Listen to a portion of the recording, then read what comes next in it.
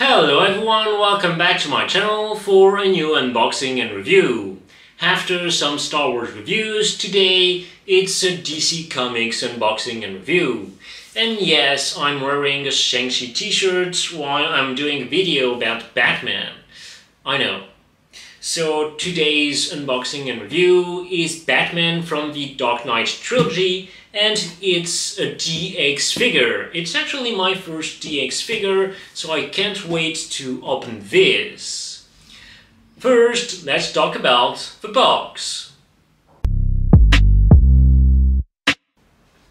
It's a big box with, at the center, a promotional picture of Christian Bale's Batman from The Dark Knight Rises.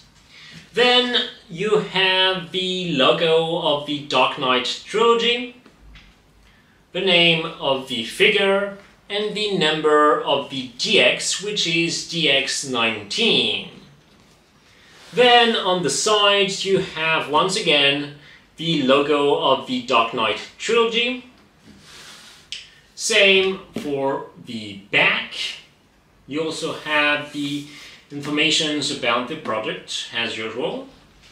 And on the other side you have once again the logo of that trilogy and also their Batman, Defender of Gotham City. It's from there that you open the box. So this is really cool.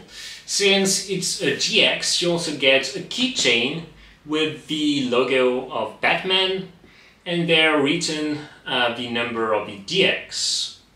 Once again, you have here Batman, Defender of Gotham City. And there, when you remove this part, you have the figure. They are using some foam. It definitely feels more prestigious. I really like that type of box. So let's open this and take a look at the accessories.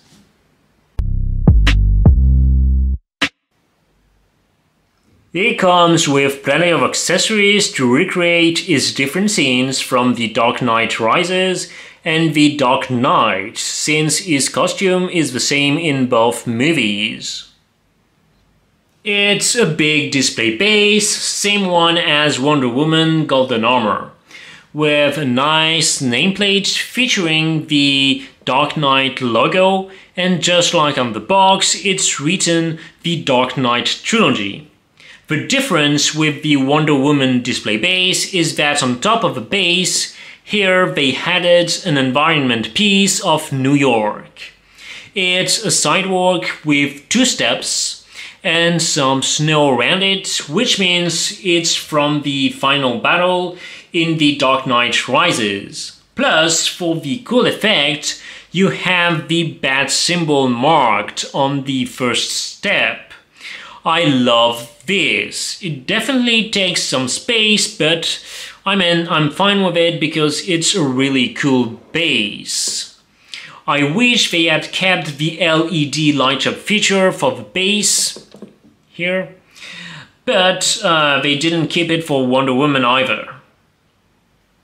For a DX, I am a bit disappointed by the number of hands.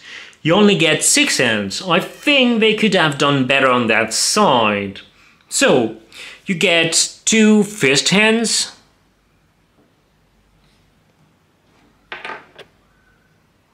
two hands to hold the different weapons,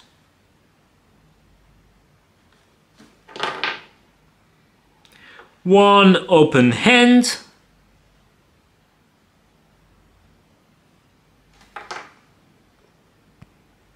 and one hand to hold the batarang.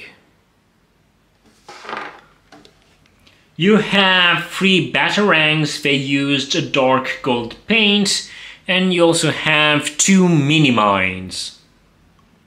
As for the bigger weapons, you have the usual grapnel gun. It's nicely detailed and painted. They used the same golden paint as the batarangs. Plus, you can actually move the upper part of the gun, which is a cool feature. Then there is the transformable sticky bomb gun.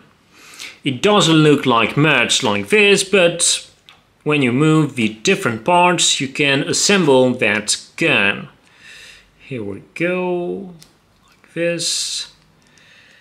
And there it is. Just like in the movie. Finally, there is an EMP rifle with an LED light-up feature. So that's pretty cool, right? If you decided to get the Bat Cycle, you can attach that weapon to the vehicle. There is also an Headsculpt, an additional masked Headsculpt, and interchangeable lower faces. But we'll see that with a figure, so now, well, let's take a look at the figure.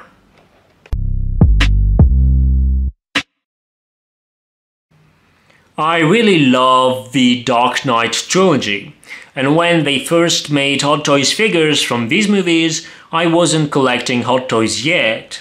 So I'm really glad they are revisiting these classic movies with updated figures. I hesitated between the Batman Begins figure and the Dark Knight Rises one. I went with the latter because I do have a preference for this suit. It's a suit that is robust while also allowing Batman to move properly. The undersuit uses fabric, and on top of that, they glued several pieces of a type of pleather, with the boots being made of two separate pieces which allow feet articulation. Just like in the movies, you can attach the grapnel gun to the back of a belt. That's cool.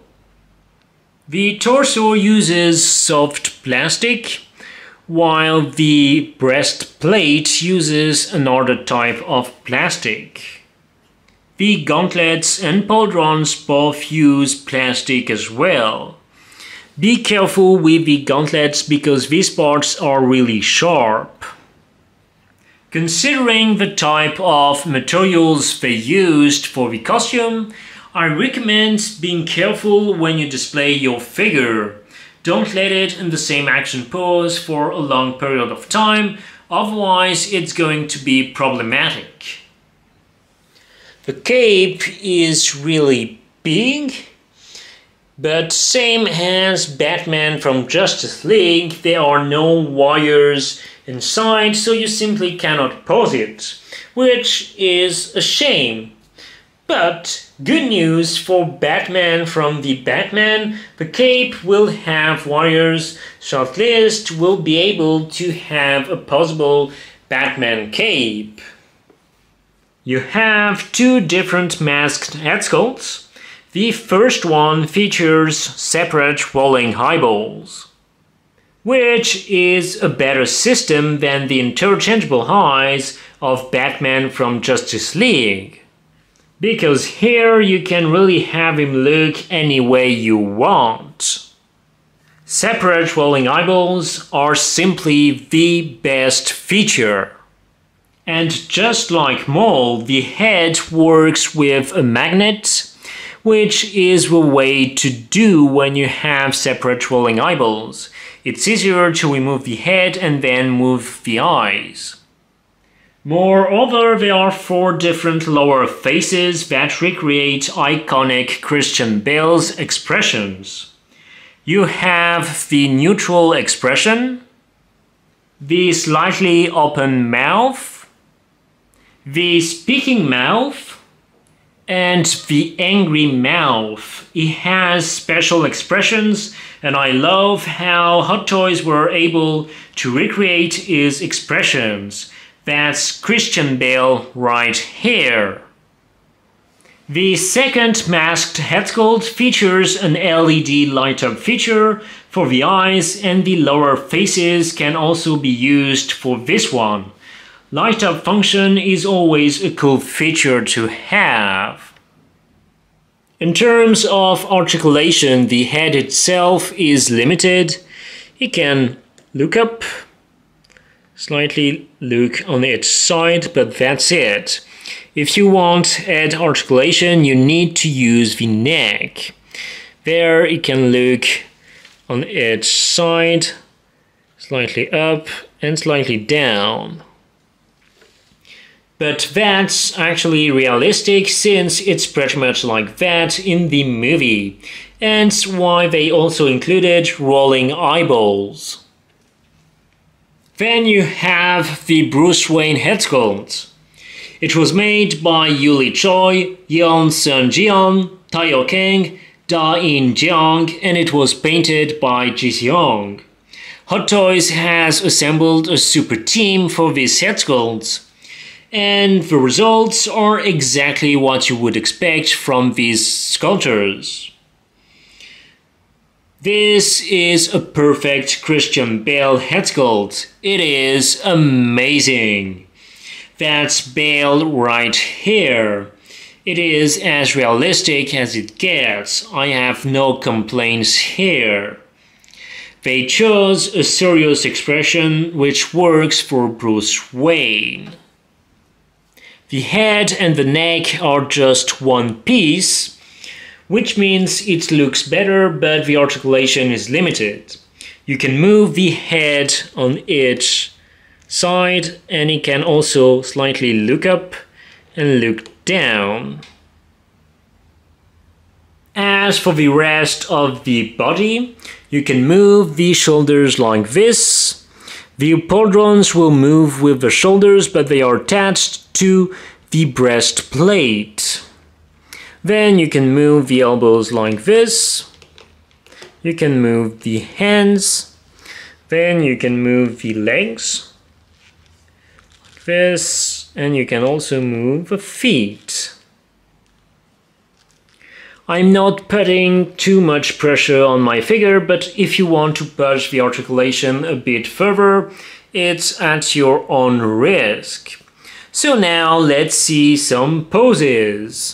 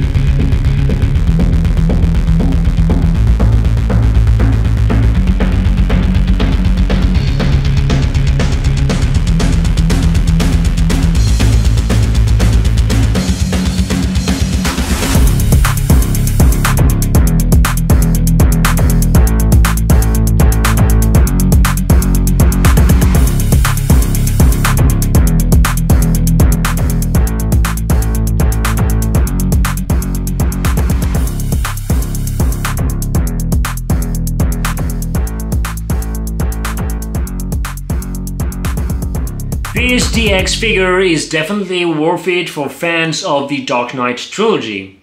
It's a great figure that comes with lots of accessories and a perfect Christian Bale headsculpt. Thanks again for watching and don't forget to subscribe to my channel.